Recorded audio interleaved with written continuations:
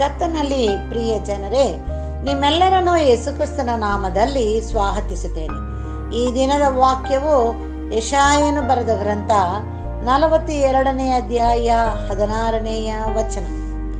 ಕುರುಡರನ್ನು ನೆಪ್ಪಿಲ್ಲದ ಮಾರ್ಗದಲ್ಲಿ ಬರಮಾಡುವೆನು, ಅವರಿಗೆ ಗೊತ್ತಿಲ್ಲದೆ ದಾರಿಗಳಲ್ಲಿ ಅವರನ್ನು ನಡೆಸುವುದು, ಅವರೆದಿರನ ಕತ್ತಲೆಯನ್ನು ಬೆಳಕು ಮಾಡಿ ಡೊಂಕನ್ನು ಸರಿಪಡಿಸುವೆನು, ಈ ಕಾರ್ಯಗಳನ್ನು ಬಿಡದೆ ಮಾಡುವೆನು ಎಂಬುದಾಗಿ ಈ ದಿನದ ವಾಕ್ಯಕ್ಕಾಗಿ ಸ್ತೋತ್ರ ಮಾಡೋಣ.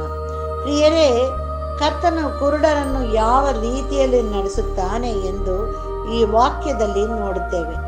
ನಾವು ಕೂಡ ಅನೇಕ ಸಮಯಗಳಲ್ಲಿ ಕುರುಡರಂತೆ ಇರುತ್ತೇವೆ.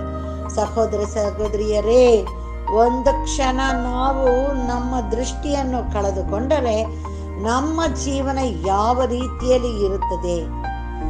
ಹೌದು, ಅಂತ ದಿನಗಳನ್ನು ನೆನಪಿಗೂ ತರಲು ಸಾಧ್ಯವಿಲ್ಲ. ಆದರೆ ಕರ್ತನು ಈ ವಾಕ್ಯದಲ್ಲಿ ಕುರುಡರನ್ನು ನೆಪ್ಪಿಲ್ಲದ ಮಾರ್ಗದಲ್ಲಿ ಬರಮಾಡಿ, ಗೊತ್ತಿಲ್ಲದೆ ದಾರಿಗಳಲ್ಲಿ ನಡೆಸಿ, ಕತ್ತಲೆಯನ್ನು ಬೆಳಕು ಮಾಡಿ ಡೊಂಕನ್ನು ಸರಿಪಡಿಸುತ್ತಾನೆ.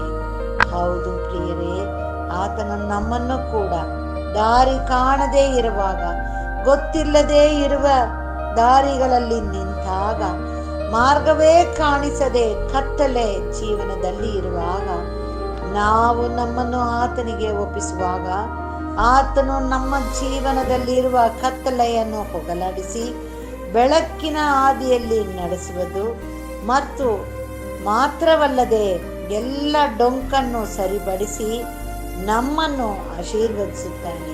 ಹೌದು, ನಮ್ಮನ್ನ ನೆಪ್ಪಿಲ್ಲದೆ ಮಾರ್ಗದಲ್ಲಿ ಬರಮಾಡುತ್ತಾನೆ, ಗೊತ್ತಿಲ್ಲದೆ ದಾರಿಗಳಲ್ಲಿ ನಮ್ಮನ್ನ ನಡೆಸುತ್ತಾನೆ. ಹೌದು, ನಮ್ಮ ಕತ್ತಲೆಯನ್ನು ಹೋಗಲಾಡಿಸಿ ಡೊಂಕನ್ನು ಕೂಡ ಸರಿಪಡಿಸಿ ನಡೆಸುತ್ತೇನೆ ಎಂದು ಹೇಳುತ್ತಾನೆ. ಹೌದು ಪ್ರಿಯರೇ, ನಾವು ಯಾವಾಗಲೂ ಆತನಿಗೆ ಸ್ತುತಿ ಸ್ತೋತ್ರಗಳನ್ನು ಅರ್ಪಿಸುತ್ತಾ ಆತನ ಮಕ್ಕಳಾಗಿ ನಾವು ಜೀವಿಸಬೇಕು. ಯಾಕೆಂತ ಹೇಳಿದ್ರೆ, ಕಣ್ಣಿಲ್ಲದೆ ಇರುವುದು ಎಷ್ಟು ಕಷ್ಟ ಎಂದು ನಮಗೆ ಗೊತ್ತಿದೆ. ಹೌದು ಪ್ರಿಯರೇ, ನಾವು ದೂರದೃಷ್ಟಿ ಹತ್ರ ದೃಷ್ಟಿಯಾಗಿರುವಾಗ ನಾವು ಕನ್ನಡಕಗಳನ್ನು ತೆಗೆದುಕೊಂಡು ಅದನ್ನು ಸರಿಪಡಿಸಿಕೊಳ್ಳುತ್ತೇವೆ. ಆದರೆ ದೃಷ್ಟಿಯೇ ಇಲ್ಲದೆ ಇರುವಾಗ ಮಾರ್ಗವು ಕಾಣಿಸುವುದಿಲ್ಲ. ಅಂಥವರನ್ನ ನೋಡುವಾಗ ದೇವರು ನಮ್ಮನ್ನು ಎಷ್ಟು ಉನ್ನತವಾಗಿ ಸೃಷ್ಟಿಸಿದ್ದಾನೆ ಎಂಬುದನ್ನು ನಾವು ಸ್ಮರಿಸುತ್ತಾ ಆತನಿಗೆ ಸ್ತೋತ್ರ ಮಾಡಬೇಕು. ಮತ್ತು ಅಂತಹ ಕತ್ತಲೆ ಜೀವನದಲ್ಲಿ ಇರುವಂತಹ ಪ್ರತಿಯೊಬ್ಬೊಬ್ಬರಿಗೂ ಕೂಡ ಆತನ ಈ ದಿನದಲ್ಲಿ ಬೆಳಕನ್ನು ನೀಡಿ ನಡೆಸಲಿ ಎಂದು ನಾವು ಪ್ರಾರ್ಥಿಸೋಣ. ನಮ್ಮನ್ನು ಬಹಳವಾಗಿ ಪ್ರೀತಿಸುವಂತ ನಮ್ಮ ತಂದೆಯಾದ ದೇವರೇ, ರಕ್ಷಕ, ಈ ದಿನಕ್ಕಾಗಿ ನಿನಗೆ ಸ್ತೋತ್ರ ಸ್ವಾಮಿ. ಅಪ್ಪ, ಈ ದಿನದ ವಾಕ್ಯಕ್ಕಾಗಿ ನಿನಗೆ ಸ್ತೋತ್ರ ತಂದೆಯೇ. ಯೇಸುವೇ, ನಮ್ಮನ್ನ ಕರುಣಿಸು ಕರ್ತನೆ. ಅಪ್ಪ, ಈ ದಿನದಲ್ಲಿ ವಾಕ್ಯದಲ್ಲಿ ನೀವು ಹೇಳಿರುವ ಪ್ರಕಾರವಾಗಿ ನಾವು ನೋಡುವುದಾದ್ರೆ ಪ್ರತಿಯೊಬ್ಬೊಬ್ಬರ ಜೀವನದಲ್ಲಿ ಇರುವಂತ ಕತ್ತಲೆಯನ್ನು ಹೋಗಲಾಡಿಸಿ ಬೆಳಕನ್ನು ಕೊಟ್ಟು ಡೊಂಕಾದ ಮಾರ್ಗವನ್ನು ಕರ್ತನೆ ಸರಿಪಡಿಸು ಎಂಬುದಾಗಿ ನಿನ್ನಲ್ಲಿ ಬೇಡುತ್ತೇವೆ. ನಮ್ಮನ್ನು ತಗ್ಗಿಸುತ್ತಾ ನಿನ್ನ ಮುಂದೆ ಇಟ್ಟು ಬೇಡುತ್ತೇವೆ. ನಮ್ಮ ಆತ್ಮ ಪ್ರಾಣ ಶರೀರವನ್ನು ನಿನಗೊಪ್ಪಿಸುತ್ತೇವೆ ಸ್ವಾಮಿ.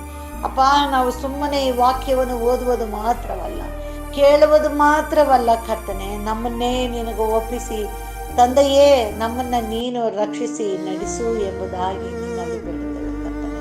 ಪ್ರತಿನಿತ್ಯದಲ್ಲೂ ಕೂಡ ನಾವು ಮಾನಸಾಂತರದಿಂದ ಅಪ್ಪ ನಿನ್ನ ಸನ್ನಿಧಾನದಲ್ಲಿ ಬಂದು ಬೇಡುವಂತ ಪ್ರಾರ್ಥನೆಯನ್ನು ಲಾಭಿಸುತ್ತಾ ನಿನ್ನ ಕೃಪೆಯನ್ನು ಕೊಟ್ಟು ನೀನು ನಮ್ಮೆಲ್ಲರನ್ನು, ಎಲ್ಲ ಕುಟುಂಬ ವರ್ಗದವರನ್ನು ನಡೆಸಿ ಎಲ್ಲರ ಜೀವನದಲ್ಲಿ ಕರ್ತನೆ ಬೆಳಕನ್ನು ನೀಡಿ ಆಶೀರ್ವದಿಸು ಎಂಬುದಾಗಿ ನಮ್ಮ ರಕ್ಷಕನು ಒಡೆಯನೂ ಆಗಿರುವಂತ ಯೇಸು ಕ್ರಿಸ್ತನ ಮುಖಾಂತರದಲ್ಲಿ ಬೇಡಿದನ್ನು ಹೊಂದಿದ್ದೇವೆ ತಂದೆಯೇ, ಆಮೇನ್. ದೇವರು ಈ ವಾಕ್ಯವನ್ನು ಮತ್ತು ನಮ್ಮೆಲ್ಲರನ್ನು ಆಶೀರ್ವದಿಸಲಿ, ಆಮೇನ್.